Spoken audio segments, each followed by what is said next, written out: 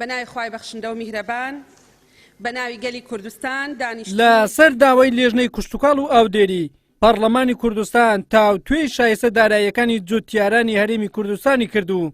سەرۆکاتی پەرلەمانیش لێژنەی کوشتتوکاڵی ڕاستپارد بۆ ئەوەی کۆی ڕاو سەرنجی پەرلەمانتاران بکەنە ڕاستپاردەیەک و ئاراستەی حکوومەتی هەرێمی کوردستانی بکەن. سەرۆکی لێژنەی کوشتتوکاڵیش دەڵێت هەموو هەوڵێک دەدەین بۆ ئەوەی ئەو مافە زەوتکراوەی جوتیارانی هەرێم لە حکوومەتی ناوەند وەربگرینەوە. لەم کۆبوونەوەیەدا داوامان کرد کە ئەو بڕیارێکە کاتی خۆی عەبادی دەری کردووە سەبارەت بە ئەوە کە ئەو بڕەگەنمەی کە ماوە بە نرخی بازرگانی واتە غێر مەدعوم بدرێ بە جوتیارەکانی هەرێمی کوردستان ئەمە هەڵوەشێنرێتەوە.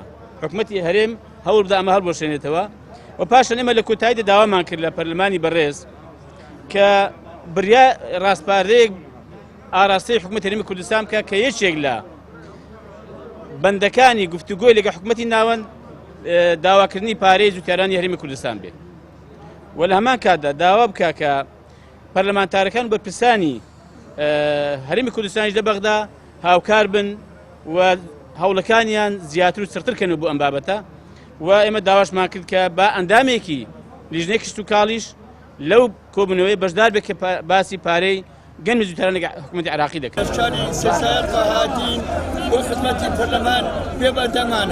جوتیارانی هەرێمی کوردستان ئێستا نازانن حەقیان لە لای حکوومەتی ناوەندە یان حکوومەتی هەرێمی کوردستانە، بۆیە داوا لە پەرلەمانی کوردستان دەکەن بەجددی بێتە سەرخەت و بۆیان ڕوون بکاتەوە کە حەقی ئەوان کامە حکوومەت خواردوویەتی.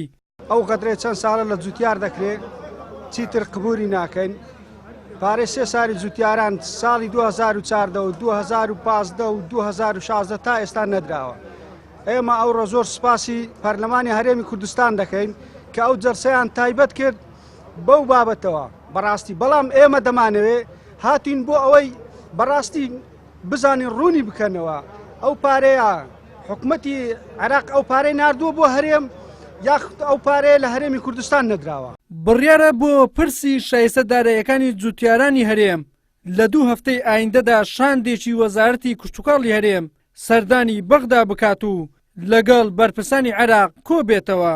هەوڵی جدیمان داوە بە نووسراوی فەرمی لە ڕێگەی وەفدی دانوستان کارەوە هەموو هەوڵەکانی خۆمان خستۆتە گەڕ و لە 2 هەفتەی ئایندە وەفدێکی وەزارەتی زراعە سەردانی بەغا دەکات بۆ هەمان مەبەست و کۆمەڵک پرسی ترکە مەفروزە لە ئێستادا تاوتوێ بکرێت لەگەڵ وەزارەتی زراعە و هەروەها وەزارەتی سەرچاوە ئاویەکانی حکوومەتی عێراقی. هەرچەندە ئەم بابەتە پێویستە بە هەماهەنگی بێ لەگەڵ وەزارەتی تیجارە.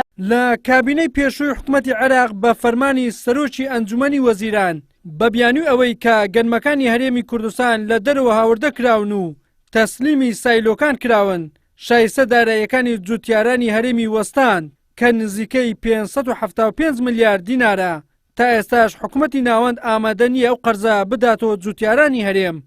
وەلی سەلیم، کەناڵی ئاسمانی پێیام، هەولێر.